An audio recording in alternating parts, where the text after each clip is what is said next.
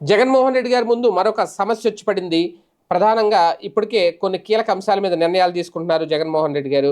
కాకపోతే ప్రధానంగా ఈ అసెంబ్లీకి సంబంధించి ప్రతిపక్ష హోదా అంశంలో ప్రధానంగా ఒక పోరాటం అయితే జరుగుతుంది. దీనికోసం చాలా ప్రయత్నాలు చేస్తున్నారు. అది ఫలించట్లేదు. తాజాగా స్పీకర్ అయ్యన్న పాత్రుడు కూడా చెప్పేశారు. రూల్స్ నిబంధనలకు వ్యతిరేకంగా వెళ్ళడం ప్రజలు ఇవ్వలేనిది మేము ఎక్కడ ఇస్తామనేది. అయితే అక్కడితో ఇది ఫుల్ స్టాప్ పడిందా అంటే లేదు. అలాగని చెప్పి జగన్మోహన్ రెడ్డి గారు దాన్ని వదలలేదు. కాకపోతే ఇక కోర్టులోనే తేల్చుకోవాలనేది. కోర్టులు ఇలాంటి అంశాలు తేల్తాయా? న్యాయ వ్యవస్థ శాసన వ్యవస్థలో జోక్యం చేసుకొని తీర్పు చెప్తుందా?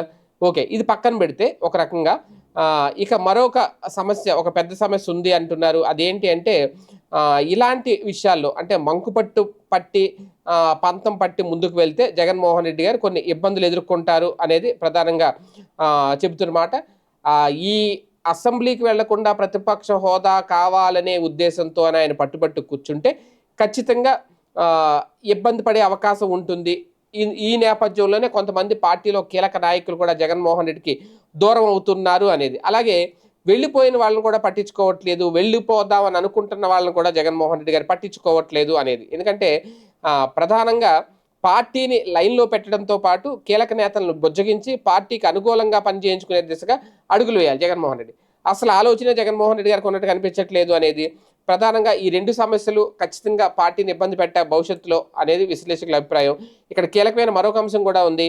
ఎమ్మెల్యేలు 11 మంది ఎమ్మెల్యేలు, అంటే ఆయనతో కలిపి 10 మంది ఎమ్మెల్యేలు, ఆయన కాకుండా ఈ 10 మంది ఎమ్మెల్యేలను కాపాడుకునే ప్రయత్నం కూడా జగన్మోహన్ రెడ్డి చేయాలి. ఈ 10 మంది ఎమ్మెల్యేలు ఇప్పటికే పక్క చూపులు చూస్తున్నారు కొంతమంది అనేది. వాళ్ళని కూడా పోయినోళ్ళు పోతారులే, ఉన్నవాళ్లే ఉంటారు, పోయినోళ్ళు నా వాళ్ళు కాదు, ఉన్నోళ్లే నా వాళ్ళని అనుకుంటే కొన్ని రోజులకి ఎవరో ఉండరు ఇంక కనుక.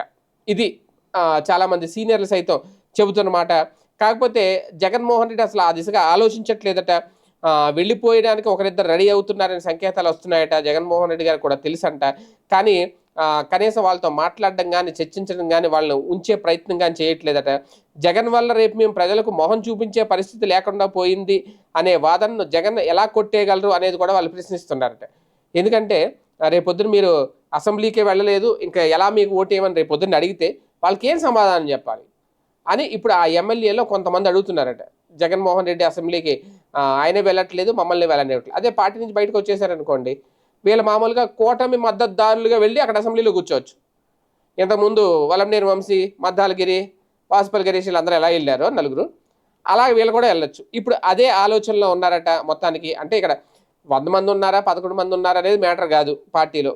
కాకపోతే ప్రస్తుతం రాష్ట్రంలో ప్రతిపక్ష నాయకుడు అంటే జగన్. కాబట్టి తనకి ఓటేసే అధికారం ఒక రకంగా ఇవ్వకపోయినా ప్రజల పక్షాన గలం వినిపించాల్సిన బాధ్యత అయితే జగన్ మీద ఉంది అనేది. ఆ బాధ్యతను పక్కన పెడితే, విస్మరిస్తే ఖచ్చితంగా రేపొద్దున్న ఇబ్బందులు ఎదుర్కోవాల్సి వస్తుంది భవిష్యత్తులో. ఇది ఒక అతిపెద్ద సమస్య అవుతుంది పార్టీకి అనేది కొంతమంది రాజకీయ పరిశీలకుల అభిప్రాయం.